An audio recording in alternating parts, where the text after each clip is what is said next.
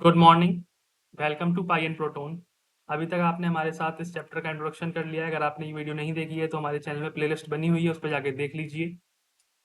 आपको एक नोटिस बता दें कि हमारे यहाँ पर एडवांस मैथ और एडवांस साइंस क्लासेस शुरू हो गई हैं। 20 सीट्स अवेलेबल हैं। गूगल फॉर्म फिल कर दीजिए, इस टेलीग्राम चैनल को ज्वाइन कीजिए और गूगल फॉर्म फिल करिए। इसको फॉर्म को आपको डिस्क्रिप्शन में मिल जाएगा। आज हम एक्सरसाइज करते हैं, एक्सरसाइज 2.1। अभी तक हमने पहला चैप्टर कंप्लीट कर दिया है, वो आपको प्लेलिस्ट में मिल जाएगा। एक्सरसाइज 2.1 क्या कह रही है? Find the degree of the following polynomial. Degree बतानी है पॉलिनोमियल्स की। डिग्री निकालना हम पिछली वीडियो में इंट्रोडक्शन में सिखा चुके हैं। अगर आपको वीडियो देखनी है तो अभी देख लीजिए, उसके बाद यहाँ पर आइए। जैसे कि 2x² + 5 है, y³ + 2y-1 है, -9 है और 4z-3, इनकी हम सबको डिग्री निकालनी है। तो देखते जाते हैं। पहला है ये क्वेश्चन, इसमें देखिए हाईएस्ट पावर वेरिएबल क्या होते हैं। इसमें वेरिएबल x है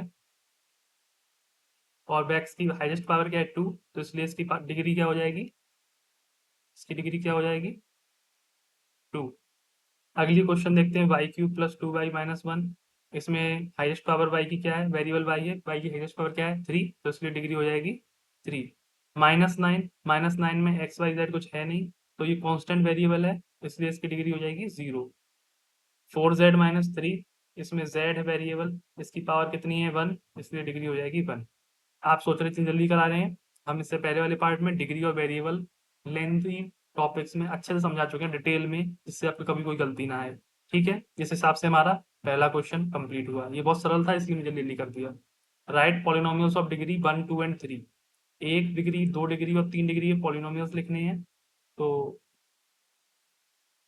ये रहे वो पॉलिनोमियल जो हमने लिख के रखे हैं पहले। जैसे 1 डिग्री का हमने लिख दिया है x+1। देखिए इसमें x वेरिएबल है, इसकी हाईएस्ट पावर 1 है।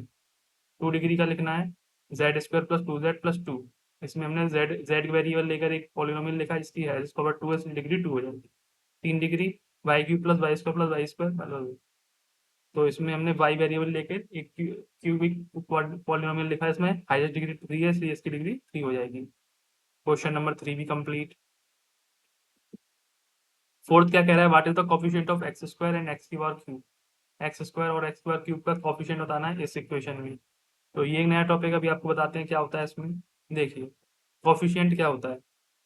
कोफिशिएंट क्या होता है? Coefficient of x² is equal to multiple of x²।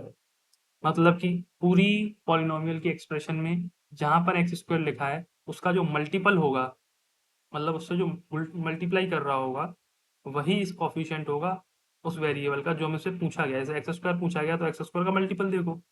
जैसे x की पावर 4 लिखा है, ये नहीं लेंगे। 3x³ लिखा है, ये नहीं लेंगे। 2x लिखा है, ये नहीं लेंगे। 7 लिखा है, ये नहीं लेंगे। लेंगे क्या?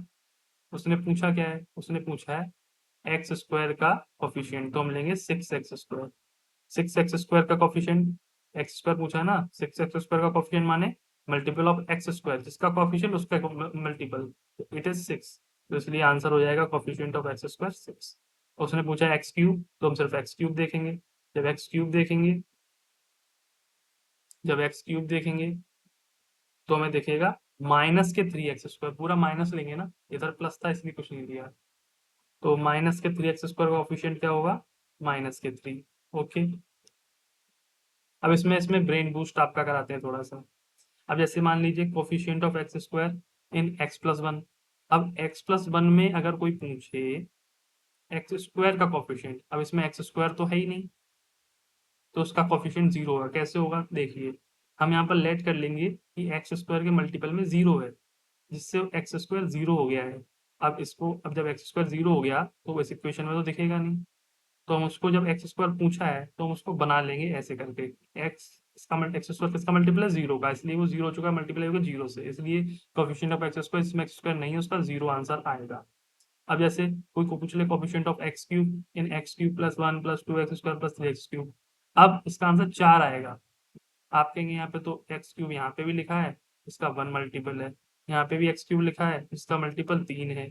ये कैसे हुआ? पहले हम जितने x³ अलग अलग लिखे हैं उन सबको एक जगह पे लाएंगे, उनको कंसोलिडेट करेंगे, उनका जोड़ घटाव जो लिखा है वो करेंगे। उसके बाद जो फाइनल x³ का कोफिशिएंट है उसका आंसर 4 होगा। ओके, आप ये बात को याद रखेंगे, ये एग्जाम में फंसाने के काम में आती है। इस हिसाब से हम लोगों का क्वेश्चन नंबर 3 भी कंप्लीट हो गया। अब हम लोग बात करते हैं क्वेश्चन नंबर 4 की। 4 एंड 5 और इस एक्सरसाइज को कंप्लीट करते हैं। आज के ही दिन हम पूरी एक्सरसाइज कंप्लीट कर लेंगे। इसमें 5 ही सवाल थे और बहुत छोटे-छोटे सवाल थे। इंट्रोडक्शन हम पहले ही बना चुके थे। तो चौथा सवाल और 5वां सवाल कंप्लीट करके आज वीडियो एंड करते हैं। 5वां चौथा सवाल क्या कह रहा है? What is the coefficient of z in polynomial 4z cube plus 5z square minus 11?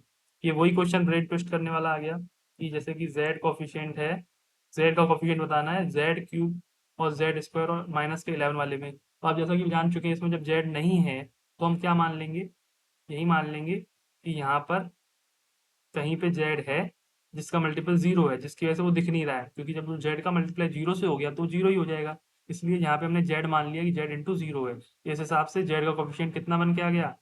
0। तो आंसर हमारा क्या आएगा? 0। इस हिसाब से हमारा क्वेश्चन नंबर 4 भी कंप्लीट हो गया। अब हम लोग बात करते हैं क्वेश्चन नंबर 5 की। क्वेश्चन नंबर 5 क्या कह रहा है? What is the constant term in the polynomial this? This polynomial constant term क्या है? कांस्टेंट टर्म माने पता है जिसमें एक्स वाई जेड किसी का भी मल्टीपल ना हो रहा हो।